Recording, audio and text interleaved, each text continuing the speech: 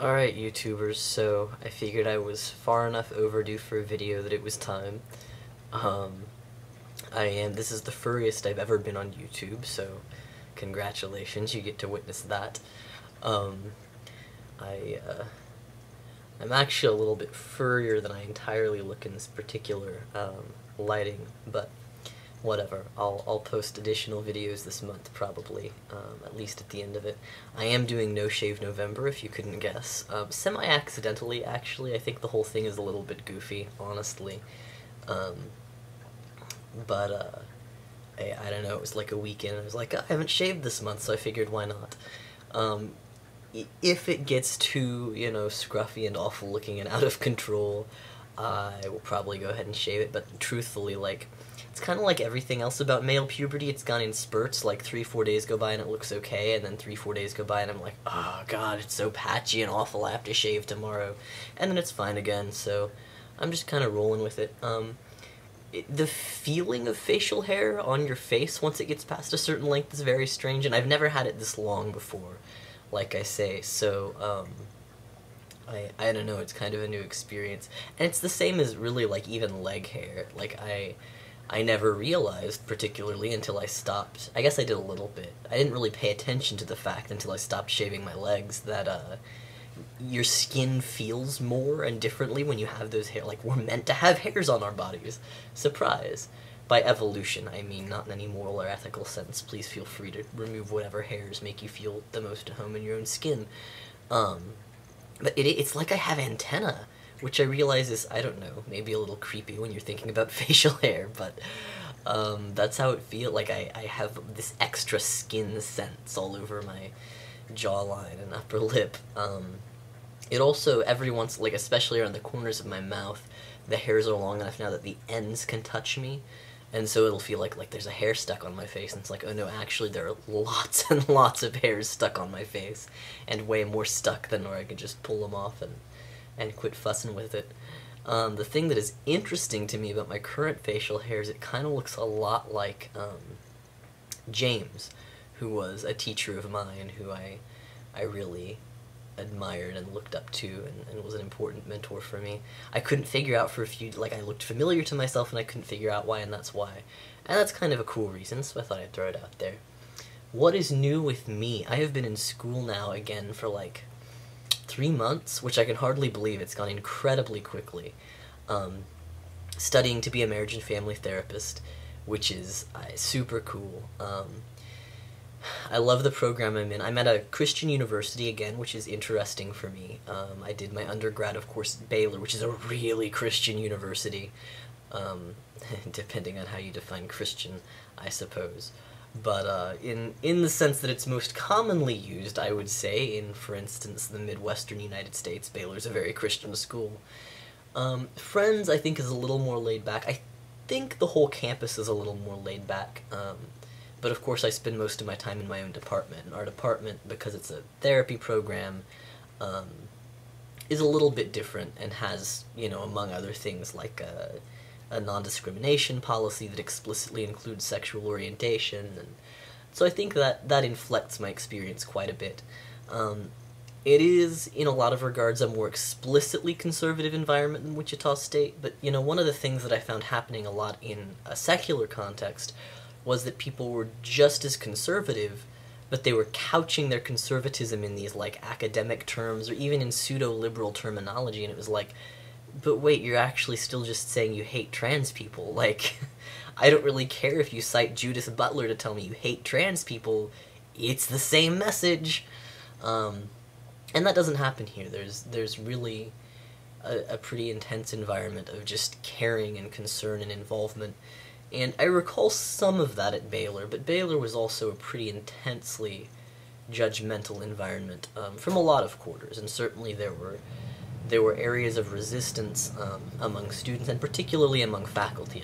I only really remember one faculty member there who I had significant issues with. But it was a very, very conservative context on the whole, and Friends, where I'm at now, seems not to be quite so much, at least not in a way that is so very devoid of, like, I don't know, human compassion, engagement with other people. So I love it. I love my cohort. The professors are fantastic. Um, it's a very different experience from the first time I went through graduate school, um, in terms of how supportive it is and how it just feels right. Like, I know this is what I want to do with my life, and that's a really cool feeling. Um, Being trans has really not been a huge issue. It's something I talk about a fair amount, and more, I think, as people get more comfortable with me and feel better about, like, asking me questions, um, and kind of trust that when I say I'm not offended, I'm really not offended. Like, I think it takes some time to adjust to that. But I sort of appreciate that. Like, I value that people are being considerate in those ways, and that they do kind of check in with me, and is it really okay? Like, is it alright if I ask you something? I might sound whatever. I dig that, and I appreciate that people are kind of checking in. And it's cool to be able to have those conversations openly, because I feel like, again, much of the time in my previous graduate program, people just didn't want to ask. And so they would, whatever, assume or cut off or whatever it was. I don't know. So it's been really positive in a lot of regards. And I like doing therapy. I mean, what I've done of it, it's all been role plays so far. We start our clinical stuff in April. We actually just had our clinical assignments fair thing, so we encountered a lot of different providers here in town. I'm really hoping, and it sounds promising so far, that I'm going to be able to get a lot of my clinical hours at the MCC here in town, at the church that kind of focuses on being open and affirming toward LGBT folks. I know the pastor pretty well there. I know a few of the members of the congregation, but I'm not, of course, being Jewish, a church member. So it's kind of an ideal context in terms of allowing me to sort of get some chops working with other LGBT folks. Not that I haven't already done a lot of that, but doing it in a clinical way. And allows me to serve some underserved populations, to provide a service for free that often is cost prohibitive for the precise people who need it most. So, yeah, I'm really excited at the prospect of doing that. There's a potential opportunity for working with trans youth in another sector, so I'm really excited and looking forward to starting the clinical stuff. I wish it started sooner than April, but I know the time is going to fly, because it has so far. I am still working my terrible bakery job, but it's not so terrible anymore. I actually, we just tried to find somebody to fill this full-time position that was left open, and it's like 4 a.m. to 1 p.m., and it's like a bunch of heavy lifting and working in front of a hot oven and over a hot fryer, and it's just tough to find somebody who will stick. So finally I was like, hey, how about you give me that position and you just hire some part-time people to fill in for me? And that, I worried about it, but that was a really, really, really good decision. Because now I'm at a place where I'm working full-time hours, so I actually get days off instead of working part-time 7 days a week. And since I'm in grad school full-time, having a day off a week in addition to the day that I spend in class is really a good thing. Really a very good thing. So that's work. Things with my family are going pretty well. I'm actually in a class right now focused on intergenerational family dynamics. So we're doing a final project for that I've already started that involves a lot of sort of asking deep questions and questions about family history and personal identity and experience. And that has been, like, I was really scared about it, but so far it's been an incredibly positive experience. And it's been really cool and interesting to see the ways, like, I know the ways that I'm similar to my brothers. It's been really interesting with the brother that I've interviewed so far to see the ways that a lot of the ways we're different, we're still doing or being for the same reasons. And I feel like I've gained a lot of new insight into ways that I'm influenced by people in my family, just by talking to my one brother and getting a sense for the ways that he's influenced and hearing him articulate some of that. There's just a lot of stuff there that I hadn't necessarily thought about in the terms that he thinks about it. And now I am, and I don't know, it's really fascinating stuff. I love it. I realize I'm kind of almost back on school now, but that's what happens when you're a marriage and family therapist, is everything kind of has to do with marriage and family therapy. If you gotta hammer everything looks like a nail, I guess. One of my professors keeps saying that. Anyway, things with my family are pretty good. My parents use masculine pronouns fairly consistently now. They sometimes forget about my name, my mom especially. But that doesn't feel as catastrophic to me anymore either. I am interested to see, at Thanksgiving it looks like one of my mom's sisters is going to be in town. And I think she's the only one of my mom's sisters who I haven't really engaged significantly with since I came out. I'm trying to think, yeah. So, that'll be an interesting encounter. I think she's bringing her boyfriend. So, I don't know. I mean, we'll see what it's like. At the end of the day, I have plenty of support here and safe spaces, and if it's too much, I can whatever.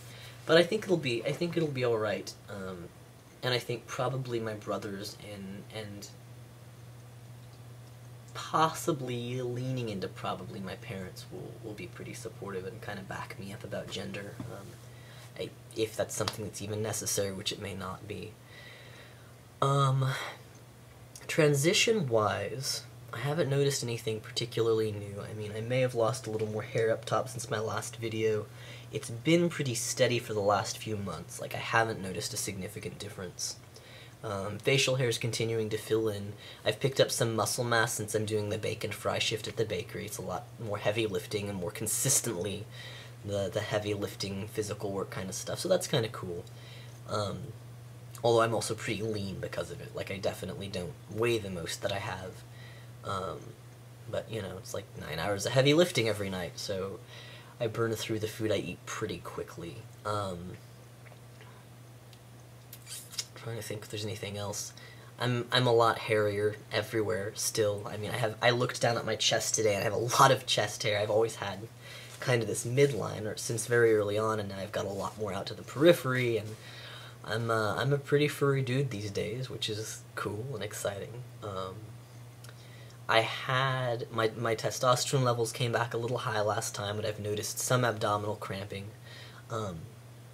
I pretty routinely get a little bit of stomach cramping toward the end of my injection cycle, but it had been more pervasive than that. So I adjusted my dose down just a bit, which my doctor had kind of given me permission to do anyway.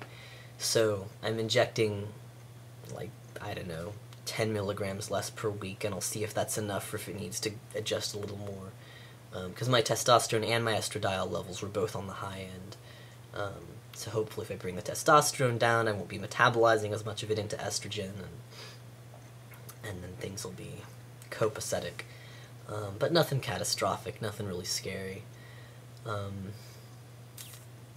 Yeah, I think that's it for right now. Anyway, thanks for watching, hope you enjoyed the update, and I'll do my best to make another one before 3 months go by. We'll see what happens.